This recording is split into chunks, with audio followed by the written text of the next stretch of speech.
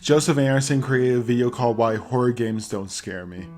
In this video, he begins by talking about his fear of horror movies as a young kid, and while he is a full-grown adult now, horror movies still scare him.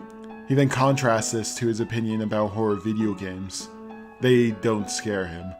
Joseph's main argument is that fear is nullified by the fact that there's no consequences.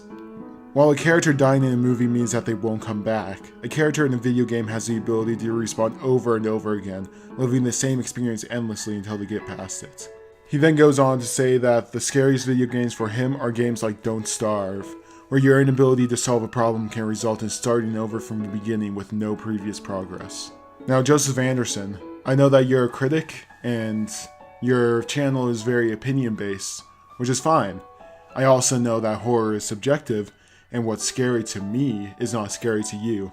But since you opened up this discussion about what is horror and what makes anything scary, I would like to express to you why I am 18 years old and horror video games still scare me. Similarly, I will never ever touch any games like Amnesia or Outlast in my life.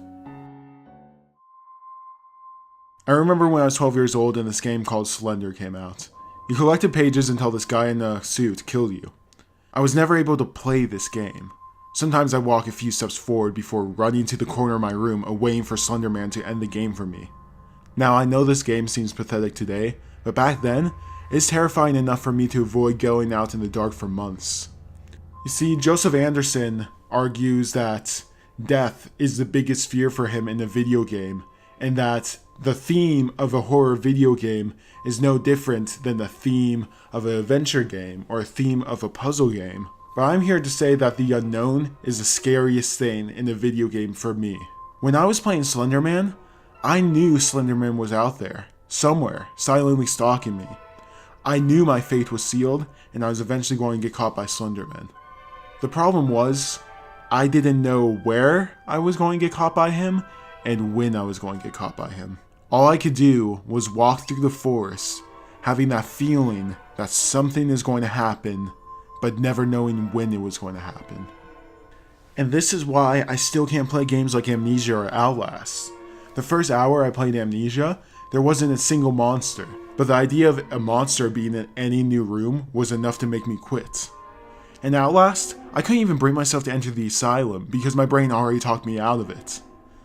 And what Joseph Anderson talks about is scary. His fear of losing all his progress from death is valid. But it's almost like comparing a stalker looking in your bedroom window to taking a test. Both are scary, but for completely different reasons. On the other hand, what makes a game not scary for me is oversaturation. Games such as Dead Space I am able to play no problem, because I know in a room there's going to be thousands of necromorphs.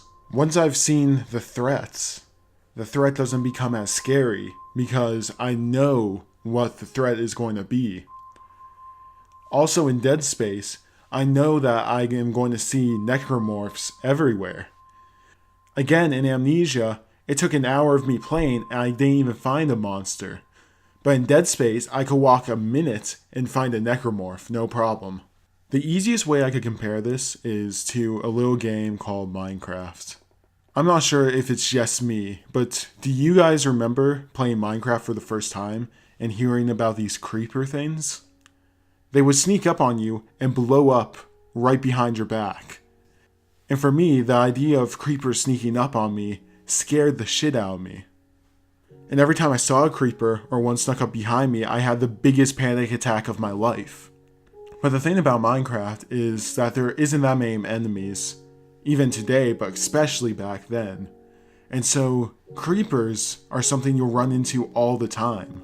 I don't go into a dark place in Minecraft and wonder if there's going to be creepers there, or wonder where they're going to be, because there's a good chance that they'll be anywhere. And if I run into one, I know how to take care of it.